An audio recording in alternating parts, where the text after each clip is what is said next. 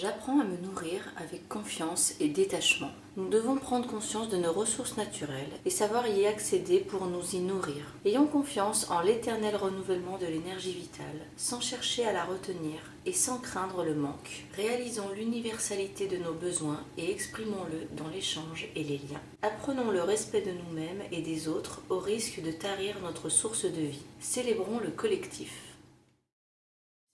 Des échanges subtils s'établissent entre vos deux inconscients et un vrai potentiel relationnel peut être progressivement mis au jour. Sachez trouver le canal par lequel communiquer et reliez-vous sans brusquerie. Nouer un dialogue patient est possible. Soyez profond et animé de sentiments sincères. Renoncez à toute brutalité. Un réseau d'échange et de collaboration semble être en place pour établir des liens fructueux. Canalisez votre potentiel et multipliez les synergies. Travaillez en équipe et soyez coopérants. Allez au fond des choses avec patience et méticulosité. N'employez pas l'autorité et n'agissez pas dans la hâte.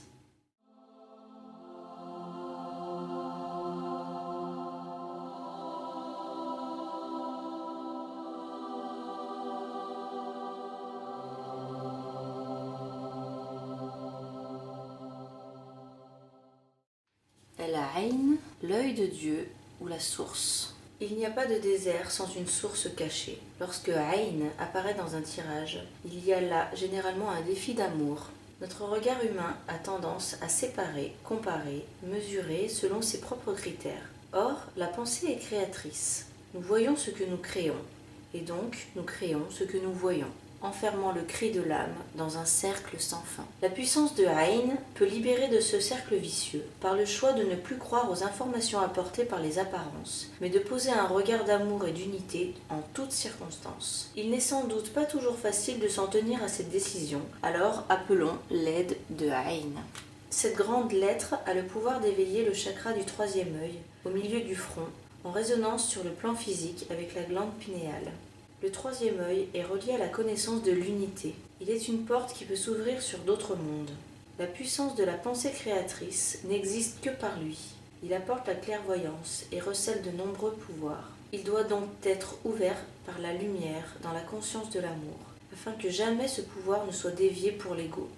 À l'approche de l'ère du Verseau, l'homme redécouvre ses pouvoirs cachés et cela est juste. Mais dans la conscience de la lumière, il est important d'être avant tout relié à son âme et d'agir non pas pour sa personnalité, mais pour la grande unité. Si l'on veut répondre à l'appel de son âme, les pouvoirs de la pensée créatrice ne doivent pas être utilisés pour les besoins de l'ego, qui en serait ainsi nourri et grandi, mais toujours dans le don de notre volonté personnelle.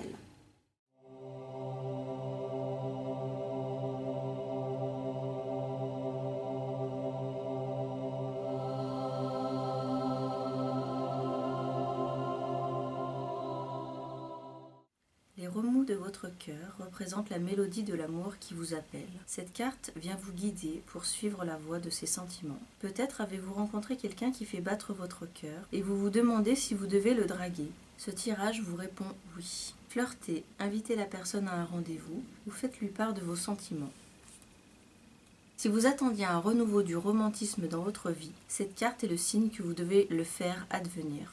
Vous pouvez vous faire la cour, par exemple, en vous offrant un massage de luxe ou en vous achetant des cadeaux ou en visionnant un beau film d'amour. Vous pouvez également chercher activement à attirer l'amour. Tout d'abord, affirmez qu'il est déjà en vous. Un partenaire fait effectivement remonter ses sentiments à la surface. Cependant, ils existent au fond de vous comme une possibilité initiale. Plus vous affirmez « je suis follement aimé », plus vous créez cette qualité en vous et l'attirerez dans une relation.